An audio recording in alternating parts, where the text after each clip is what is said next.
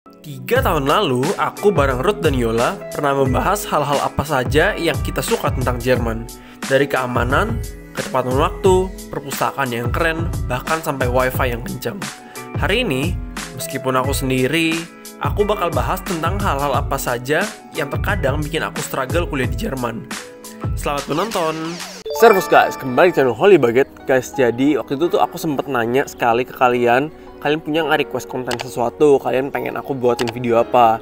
Nah, terus ternyata ada beberapa dari kalian yang jawab, "Kak, cerita dong tentang struggle kuliah di Jerman," atau apa nggak enaknya kuliah di Jerman. Dan waktu itu aku langsung berpikir, wah itu sebenarnya ide yang bagus banget, karena dari aku sendiri, aku udah tinggal lumayan lama di sini dan memang banyak hal-hal yang aku rasa, wah kalau misalkan andai kata Jerman kayak begini, pasti ini bakal perfect banget. Artinya kan masih banyak hal-hal yang memang aku kurang suka gitu. BTW ini poinnya memang banyak banget ya guys, tapi poin-poin ini tuh sebenarnya hal-hal yang bisa kalian toleransi, which is pada akhirnya tetap worth it banget buat kalian kuliah di Jerman. Makanya guys, jadi nonton sampai habis ya.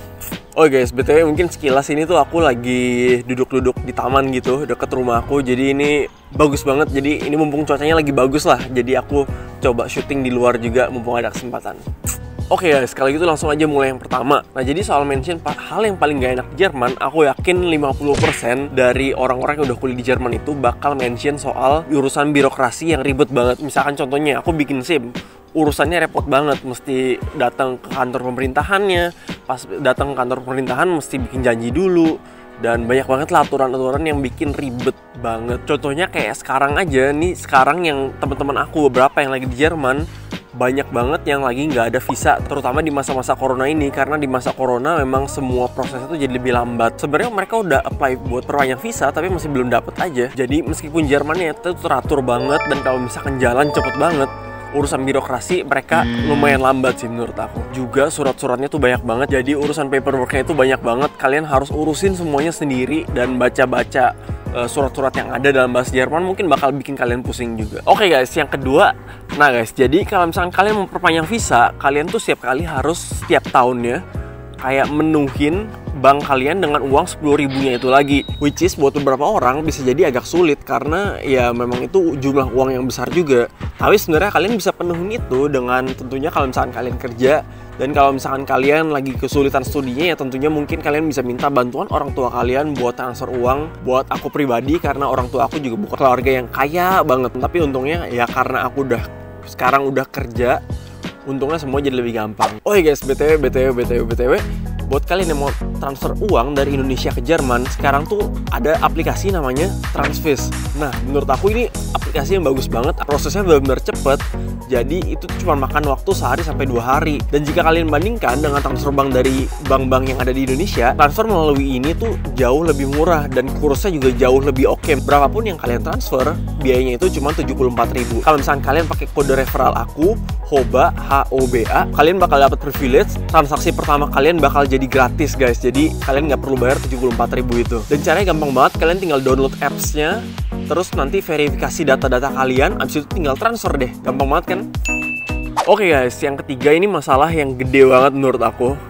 Tapi gedenya ya udah sebenarnya masih bisa toleransi juga sih. Jadi kalau misalkan hari Minggu atau hari libur gitu, di Jerman semua toko itu semuanya tutup. Jadi kalian tuh benar-benar nggak ada hiburan kecuali taman. Dan kalau misalkan kalian makan luar masih bisa lah ke restoran gitu. Tapi sisanya kalian tuh benar-benar nggak bisa kemana-mana. Jadi hiburan kalian ya dunia alam ini, which is sebenarnya ada positifnya dan sebenarnya ya memang ada negatifnya ya. Karena di Indo aku juga ngalamin kalau misalkan ke mall ya seru banget kan di weekend gitu. Tapi ya itulah, kalau misalkan kalian ke Jerman, yang kalian nikmatin adalah alamnya. Dan tentunya juga karena toko-toko dan supermarket tutup, kalian harus stok makanan dulu kalau misalkan kalian mau masak di hari Minggunya. Oke guys, yang keempat ini juga bisa ditoleransi nggak ya? Mungkin buat beberapa orang susah ya. Jadi guys, di Jerman tuh nggak ada AC. Bayangin nggak ada AC.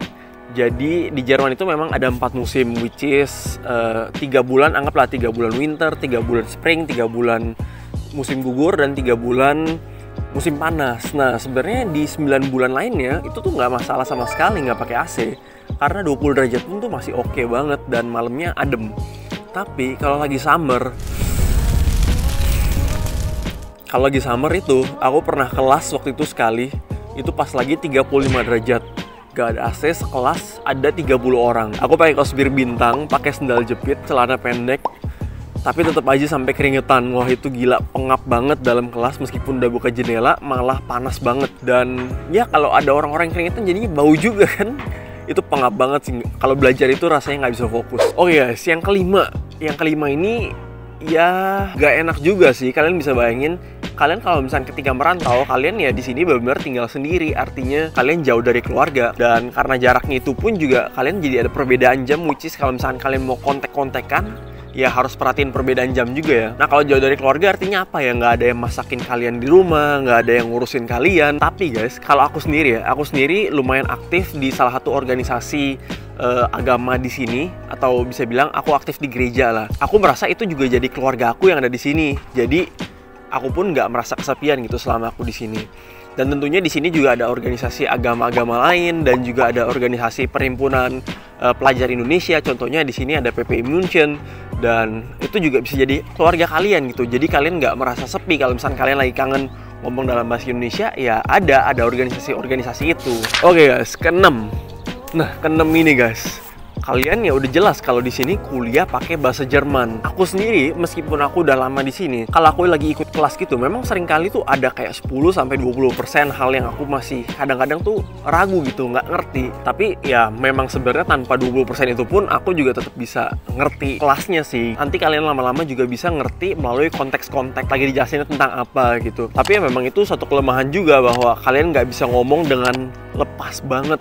Karena ya biar gimana, bahasa Jerman bukan bahasa ibu kita kan. Selancar-lancarnya orang, sepandai-pandai tupai melompat, ada tupainya beneran guys. Ya pastinya kan ada rasa kesulitannya juga gitu. Yang ketujuh guys, kita wajib bayar asuransi yang menurut aku harganya lumayan mahal. Jadi kita ini sebenarnya wajib punya asuransi pemerintah, which is harganya itu kira-kira 100 euro per bulannya. Artinya 1,5 juta per bulan, dan menurut aku itu lumayan mahal sih kalau dibandingin sama di Indo. Tapi ya udahlah, sebenarnya buat kesehatan kita sendiri, dan sebenarnya premi yang kita dapetin juga oke banget. Kalau misalnya kita sakit, kita benar-benar udah kayak nggak perlu bayar apa-apa lagi. Sakit apapun ya, kalian juga bisa cek kesehatan kalian. Jadi memang kelebihannya banyak banget. Dan yang terakhir guys, ini untungnya yang terakhir ya, karena kalau nggak banyak banget. Di sini jarang ada mall-mall gede gitu guys. Jadi ya seperti yang tadi aku bilang, bahwa hiburannya ya memang kayak alam-alam gini aja. Jadi nggak ada mall gimana kalian misalnya datang terus ada food courtnya, atau mall yang isinya tuh ada kayak time zone gitu. Di sini tuh aku rasa nggak ada kali ya, mungkin ada 1 atau 2, tapi itu pun nggak di setiap kota. Dan ya seringkali kangen juga sih main-main ke mall di Indo gitu, nongkrong bisa sampai jam 12 gitu. Sedangkan di sini jam 8 semua udah tutup. Ya kalau nongkrong mungkin bisa lah di restoran gitu, tapi tetap aja guys, rasanya tuh beda sama mall-mall di Indo. Dan yang ke-9, ya tentunya kalian harus ngurus diri kalian sendiri. Kalian harus tahu apa yang harus kalian lakukan selama di Jerman. Nggak akan ada yang ngingetin kalian kapan kalian harus belajar, kapan kalian harus perpanjang visa, kapan kalian harus buka bank, tutup bank, kapan kalian harus ngapain. Itu kalian harus urus sendiri semuanya, dan kalian harus tahu sendiri semuanya. Nah guys, dari 9 kelemahan yang udah aku sebutin tadi, sebenarnya tuh setuju nggak sih guys kalau misalnya itu semua tuh bisa ditoleransi? Kalian yang udah pernah ngalamin, coba deh tulis komen di bawah. Kalian pernah ngalamin kelemahan apa? Hal apa yang paling kalian nggak suka selama kalian tinggal di Jerman? Dan buat kalian yang bakal ke Jerman, tentunya tetap semangat. Dan kalau misalnya kalian punya pertanyaan, kalian bisa tulis komen di bawah juga. Kalau gitu guys, sampai ketemu di video selanjutnya. Serve.